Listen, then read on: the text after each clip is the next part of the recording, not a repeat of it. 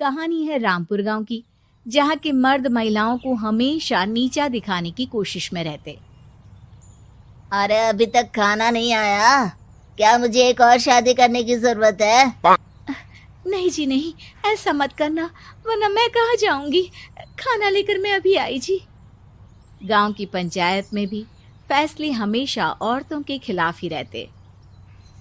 मैं जो फैसला सुनाता हूँ वो भगवान की आज्ञा होती है। इस लड़के ने अपने मन से शादी करके अच्छा नहीं किया।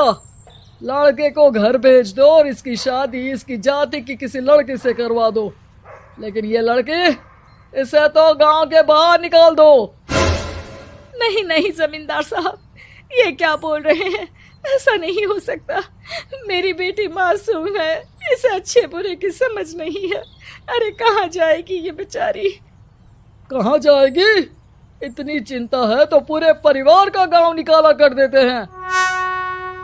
बेचारे पूरे बसे बसाए परिवार को गांव छोड़ना पड़ता है। चाहे जो हो, अगर बेटियों को कंट्रोल नहीं कर सकते तो गांव में रहने का कोई मतलब नहीं है। यहाँ औरतों को दब कर रहना होगा। कोई भी अपने हिसाब से कुछ नहीं कर सकता, सब ईश्वर की मर्जी से ही होगा। तभी गांव का एक आदमी दौड़ा दौड़ा आता है।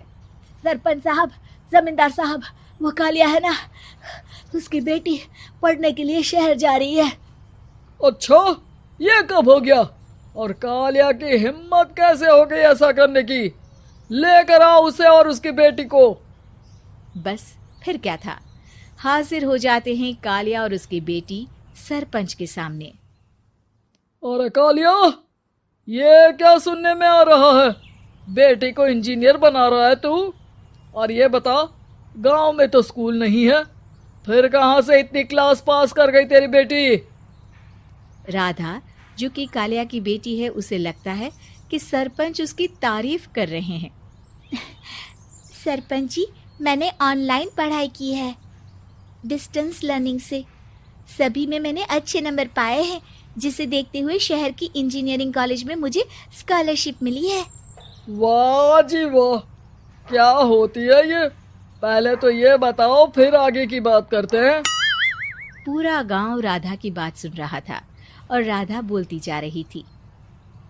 तो ऐसे मैं फ्री में एक अच्छी शिक्षा लेकर गांव में जो कुछ परेशानियां हैं, जैसे बिजली, पानी और इंटरनेट जैसी समस्याओं के लिए काम करूंगी। मैं गांव को शहर से जोड़ने के लिए पुल का निर्माण करवाने का प्रस्ताव रखूंगी। मुझे पूरी उम्मीद है कि जल्द ही हमारा गांव भी तरक्की की राह पर चल पड़ेगा।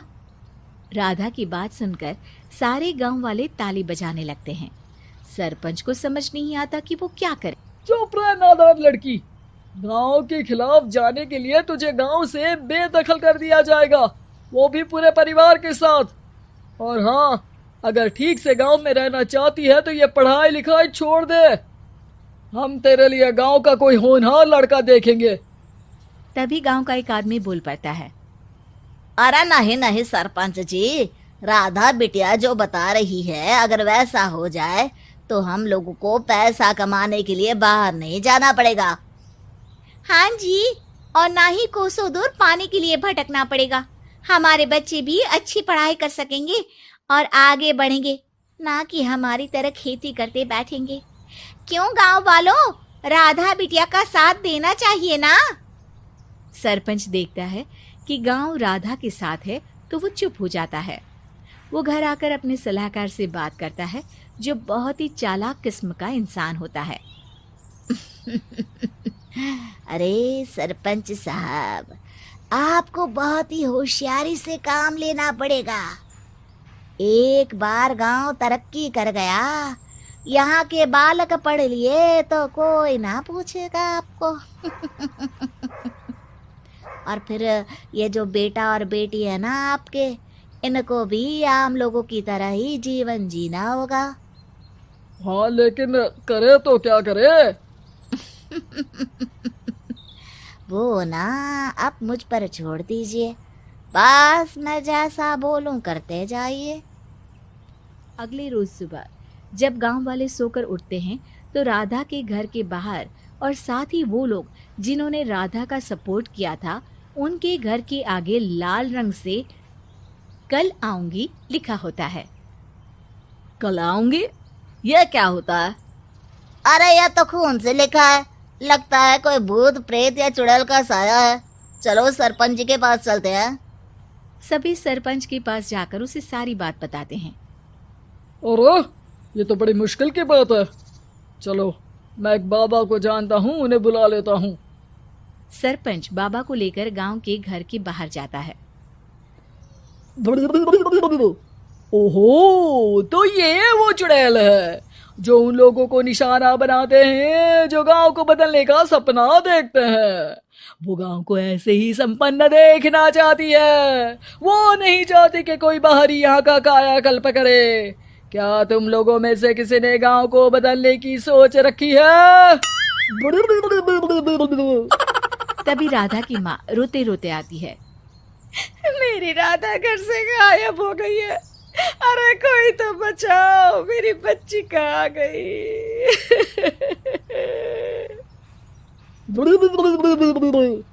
ले गई वो चुड़ैल, तेरी बच्ची को ले गई। अब वो उसे श्रापित करके छोड़ेगी, उस पर चुड़ैल का साया हो जाएगा। तभी बुरी सी हालत में राधा भी वहां आ जाती है। उसके बाल चुड़ैल की तरह फैले होते हैं और कपड़ों में खून लगा होता है। सभी राधा को देखकर डर जाते हैं। माँ, पता नहीं मुझे कौन उठा कर ले गया था। अरे दूर दूर हो जा चुड़ैल, अब हम लोग इस गांव में नहीं रुकेंगे। अरे कैसी बातें कर रहे हैं आप? कल तो आप मेरे भरोसे गांव का हुलिया बदलने, अपने बच्चों को पढ़ाने और तरक्की उन्नति की बात कर रहे थे, तो आज क्या हो गया आपको? ये फिर तुम लोगों को बहकाएगी। ये चुड़ैल गांव में आ चुकी है, ऐसे ही ये तुम्हारे घर के बच्चों को भी ले जाएगी। गांव वाले राधा को गांव से बाहर निकाल देते हैं।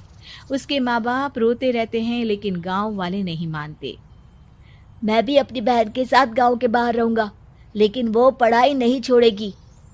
वहीं सरपंच के घर पर सलाहकार कहता है। देखा, सांप भी मर गया और लाठी भी नहीं टूटी। लेकिन अगले ही दिन सरपंच के घर के बाहर भी वही शब्द लिखे होते हैं और फिर सरपंच की बीवी कहती है, हमारी बेटी को किसी ने अगवा कर लिया है। तभी राधा का भाई वहां आ जाता है। अरे गांव वालों, मैंने सरपंच जी की बेटी को देखा था। वो चुड़ैल उसे उठाकर ले जा रही थी। अरे क्या मजाक कर रहे हो? नहीं नहीं सरपंच जी, आप नहीं जानते।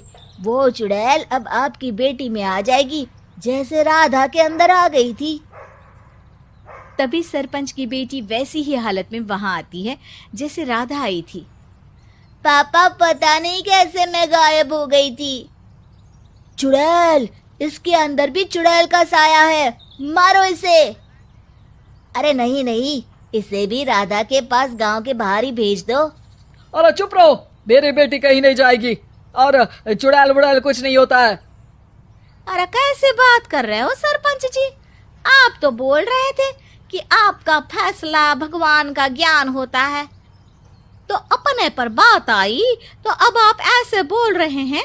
अरे ना ना ना, आपको अपनी बेटी को त्यागना ही होगा। अरे बुलाओ बाबा को। राधा का भाई बाबा को ले आता है, जिसे अब गांव वालों के डर के कारण सच बोलना पड़ता है। मैं कोई बाबा नहीं हूँ, मैं तो मोची था। ये सलाहकार महोदय ने मुझे कहा था एक्टिंग करने को। अब वो मुझे पैसे देने वाले हैं। अब मुझे माफ कर दो। गलती हो गई, मुझे माफ कर दो। तभी वहां राधा आ जाती है। देखा सरपंच जी, जब गांव के बच्चे साक्षर होंगे तो आप जैसे लोगों की चालाकी नहीं चलेगी।